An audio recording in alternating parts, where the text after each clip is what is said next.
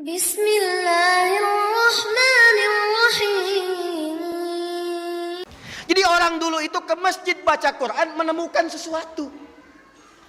Orang sekarang ke masjid baca Quran pulang kehilangan sendal.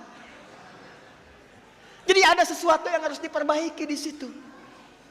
Tapi bagaimana beliau bisa pintar seperti itu? Datang ke masjid. Sudah sangat terkenal. Kalau lupa datang ke masjid, sholat 2 rakaat langsung ingat apa yang ingin diingatnya. Tapi orang sekarang lebih hebat. Baru takbir sudah ingat semua yang tidak ingin diingat. Itu kata Nabi, itu masjid, tembok, keramik semua tidak akan jadi kalau tidak ada apa yang disebut dengan ilmu kimia. Ramu semennya. Bagaimana supaya padat? Ilmunya kimia. Siapa yang menemukan kimia itu? Siapa yang menemukan atomnya? Anak-anak SMA sekarang taunya John Dalton. Padahal John Dalton itu belajar dari orang sebelumnya. Orang sebelumnya yang menemukan pertama kali namanya Jabir bin Hayyan. Jabir bin Hayyan kapan menemukan atom? Saat baca surat Al-Hadid. Surah ke 57.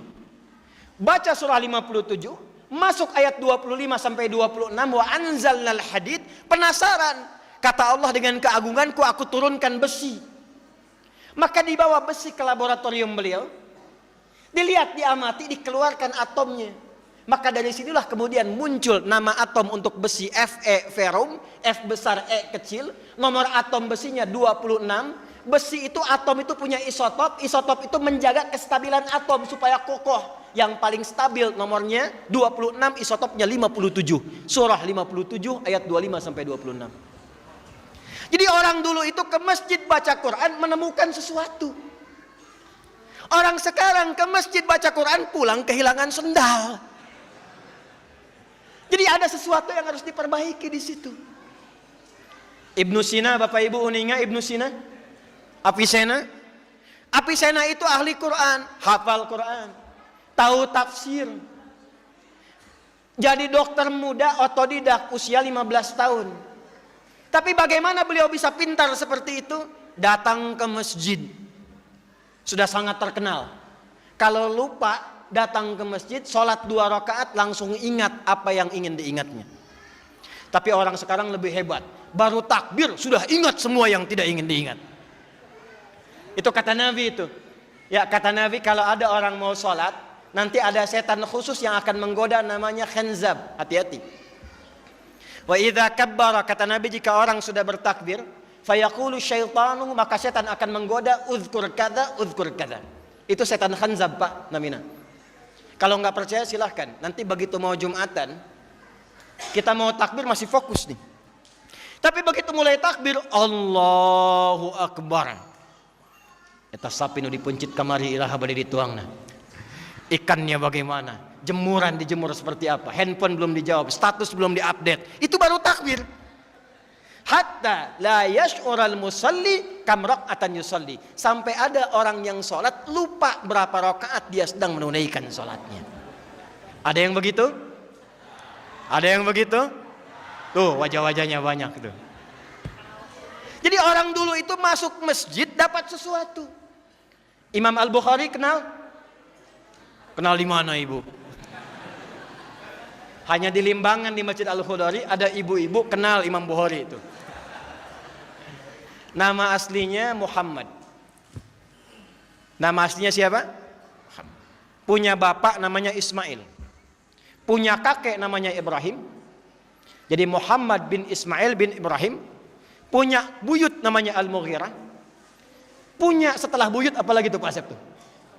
Al-Bardizbah. Muhammad bin Ismail bin Ibrahim bin Al-Mughirah Al-Bardizbah Al-Ju'fi, tinggal di kecamatan Ju'fa, Kabupaten Bukhara, Provinsi Khorasan, negara Uzbekistan sekarang. Kalau dulu ada orang non-Arab datang ke Arab ingin mengenalkan, saya datang dari Bukhara, maka rumusnya tambah al di depannya, ujungnya tambahkan i. Maka beliau katakan, ana al-Bukhari. Saya bukan orang Arab, tapi saya dari Bukhara, datang ke Arab sekarang. Imam Al-Bukhari itu nulis Sahih Al-Bukhari. 97 topik. Lebih daripada 7.000 hadis. Ditulis 16 tahun. Ditulisnya di mana? Di masjid, Bu. Pak. Ditulis awalnya di Masjidil Haram. Setiap mau nulis satu hadis, sholat 2 rakaat. Sholat 2 rakaat. Selesai sholat, kalau merasakan Allah memberi taufik, tulis satu hadis. Kitab Badul Wahyi, hadisnya ini. Disempurnakan di Masjid Nabawi. Dimulai di masjid, berakhir di masjid. Tidak ada sejarahnya adik-adikku, santri, yang datang ke masjid kecuali keluar dari masjid pasti jadi orang pintar di zamannya.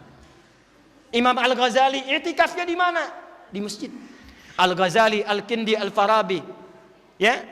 Siapa lagi? Ibnu Sina.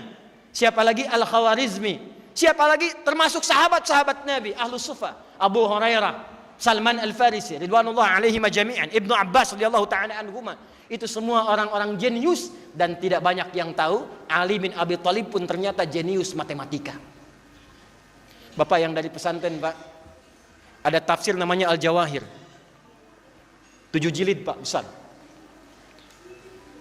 Karya Syekh Tantawi Jauhari. Buka jilid yang terakhir, itu ada bab tentang matematika Qur'ani. Salah satunya adalah bab matematika yang mengacu pada petunjuk sahabat Sayyidina Ali bin Abi Thalib radhiyallahu taala anhu. Singkatnya saya mengatakan, ayo Pak Ibu, pulang dari masjid, insya Allah Masjid Khudari menjadi masjid simbol persatuan bagi daerah sekitaran kita ini. Siap insya Allah? Amin insya Allah. Yang kedua, tidak ada orang yang masuk masjid kecuali keluar dari masjid bapak-bapaknya saleh, ibu-ibunya salihah. Siap insya Allah? Dan yang ketiga, yang terakhir, tidak ada anak-anakku masuk ke masjid kecuali belajar yang baik-baik di masjid. Jadi ulama, silahkan. Ahli Quran, silahkan. Ahli tafsir, silahkan. Umum, silahkan. Insya Allah dari masjid ini kita tunjukkan pada dunia akan ada anak-anak bangsa yang memakmurkan negara kesatuan Republik Indonesia, dan pancarannya insya Allah dari kaki bukit ini, dari Masjid Al-Khudari, dan mudah-mudahan pahalanya mengalir kepada siapapun yang berkontribusi menghadirkan masjid mulia ini.